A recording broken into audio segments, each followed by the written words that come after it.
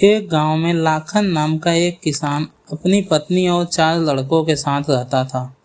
लाखन खेतों में मेहनत करके अपने परिवार का पेट पालता था, लेकिन उसके चारों लड़के बहुत आलसी थे। वो गांव में वैसे ही इधर उधर घूमते रहते थे। एक दिन लाखन ने अपनी पत्नी से कहा कि अभी मैं तो खेतों में काम कर रहा हूँ, लेकिन मेरे बाद इन लड़कों का क्या होगा। इन्होंने तो कभी मेहनत भी नहीं करी है, ये तो कभी खेतों में भी नहीं गए हैं। लाखन की पत्नी ने कहा कि धीरे धीरे ये भी काम करने लगेंगे।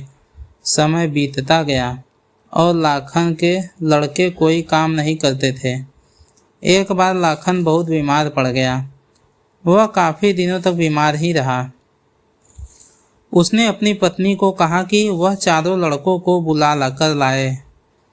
उसकी पत्नी चारों लड़कों को बुलाकर लाती है।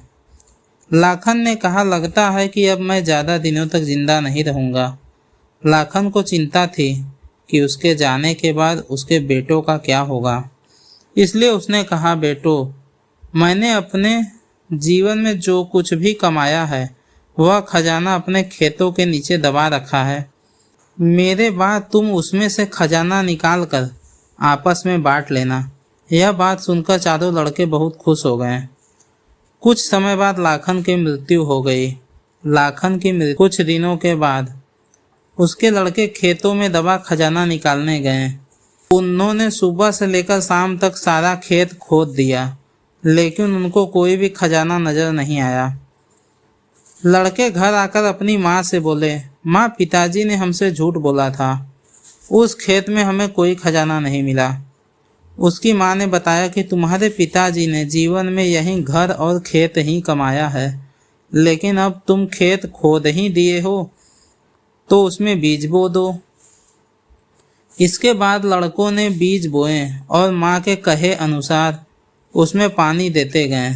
कुछ समय बाद फसल पककर तैयार हो गई, जिसको बेचकर लड़कों ने अच्छा मुनाफा कमाया, जिसे लेकर वह अपनी माँ के पास पहुँचे। माँ ने कहा कि यह तुम्हारी मेहनत है, तुम्हारी मेहनत ही असली खजाना है। यही तुम्हारे पिताजी तुमको समझाना चाहते थे। और सभी अपनी मेहनत करके खुश रहना सीख लिए और अपने कामों को करने लगे। हमें आलस्य को त्याग कर मेहनत करना चाहिए। मेहनत ही इंसान की असली दौलत होती है। इस कहानी से हमें यही शिक्षा मिलती है।